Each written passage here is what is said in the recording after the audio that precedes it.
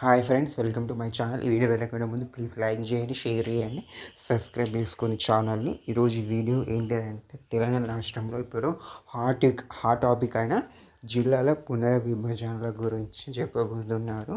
అప్పుడు తెలంగాణ రాష్ట్రం ఏర్పడినాక 10 జిల్లాలు ఉన్నాయి, కానీ కేసీఆర్ ముఖ్యమంత్రి అయినప్పుడు 33 జిల్లాలు చేశారు కానీ కొన్ని నియోజకవర్గాలు 3-4 జిల్లాల ఉంది. ఇప్పుడు ప్రధానంగా చర్చకు వచ్చే స్థానం ఏంటంటే హుస్నాబాద్ అసెంబ్లీ నియోజకవర్గం. హుస్నాబాద్ అసెంబ్లీ నియోజకవర్గం అనేది పూర్వం కరీంనగర్ జిల్లాలో ఉండేది, కానీ ఇప్పుడు 3 జిల్లాల పరిధిలోకి వెళ్ళింది. ఇటు 2 మండలాలు వచ్చేసి కరీంనగర్ జిల్లాలో ఉన్నాయి. అవి వచ్చేసి చిగురు మామిడి, సైదాపూర్ మండలాలు కరీంనగర్ జిల్లాలో ఉన్నాయి. అదేవిధంగా ఇటు భీమదేవరపల్లి ఎల్కదుర్తి వచ్చేసి కరీంనగర్ జిల్లాలో కూడా హన్మకొండ జిల్లా పరిధిలోకి వెళ్ళింది. అదే అక్కన్నపేట, హుస్నాబాద్, కోహెడ మండలాలు వచ్చేసి సిద్దిపేట జిల్లాలకు వెళ్ళినాయి.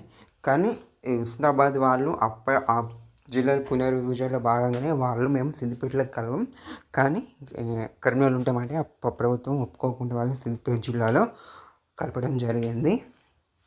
అదే కాంగ్రెస్ గవర్నమెంట్ అప్పుడు హుస్నాబాద్లో మీటింగ్లు జరిగేటప్పుడు కూడా మీరు తిరిగి కరీంనగర్ జిల్లా పరిధిలోకి తీసుకెళ్తామని చెప్పారు.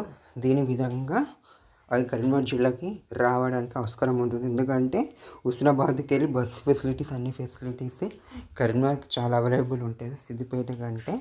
ఇదొక ముఖ్య కారణం. మరి ముఖ్యంగా ఇటు హన్మకొండ, వరంగల్ జిల్లాలు కూడా అదేవిధంగా ఉన్నాయి. అంటే మున్సిపల్ పరంగా ఈ 2 జిల్లా కలెక్టర్ సమాజం చేసుకోవాలి, పోలీసు వాళ్ళు 2 జిల్లా పరిధిలోకి చూసుకోవాలి. కాబట్టి అది ఒక జిల్లా అని చేయాలని భావిస్తున్నారు.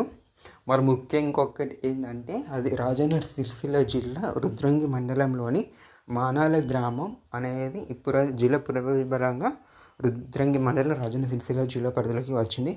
ఆ గ్రామం ఒకప్పుడు కమ్మర్పల్లి మండలం నిజామాబాద్ జిల్లా పరిధిలోకి ఉండేది. ఆ గ్రామం కూడా నిజామాబాద్ జిల్లాలో కలపడానికి అవకాశం ఉంటుందని భావిస్తున్నారు. ఇక్కడ కొన్ని నియోజకవర్గాలు 2-3 జిల్లా పరిధిలోకి వెళ్ళింది. చాలా స్వయంగా సీఎం రేవంత్ రెడ్డి గారి నియోజకవర్గం అయిన ఇటు నారాయణపేట మరియు వికారాబాద్ జిల్లా పరిధిలోకి ఉంది. ఇటు కేసీఆర్ నియోజకవర్గం కూడా సిద్దిపేట మరియు మెదక్ జిల్లా పరిధిలోకి వెళ్తుంది. కనుక ఇట్లా చేయడానికి ఆస్కారం ఉండదు. ఎందుకంటే కొన్ని జిల్లాలు, కొన్ని మండలాలు కరెక్ట్ చేస్తారు, కానీ కొన్ని జిల్లాలు మాత్రం చేయరు. ఉదాహరణకు ఈ హుస్నాబాద్, అక్కన్నపేట, కోహెడ మండలం, అదేవిధంగా బెజ్జింకి మన సిద్దిపేట బెజ్జింకి వాళ్ళకి ఇటు కరీంనగర్కి చాలా దగ్గర ఉంటుందని చెప్పవచ్చు. ఇంకా తెలంగాణ రాష్ట్రంలో ఇవే మెయిన్గా హుస్నాబాద్ నియోజకవర్గమే ఎక్కువ హై టాపిక్ ఉందని తెలుసుకోవాలి. అదేవిధంగా ముఖ్యంగా ఇంకొన్ని జిల్లాలు కూడా చేసిస్తారని అంటున్నారు. అంతవరకు నిజమో. కొన్ని జిల్లాలు అయితే ఒకటి నియోజకవర్గంలో ఉంటుంది. ఉదాహరణకు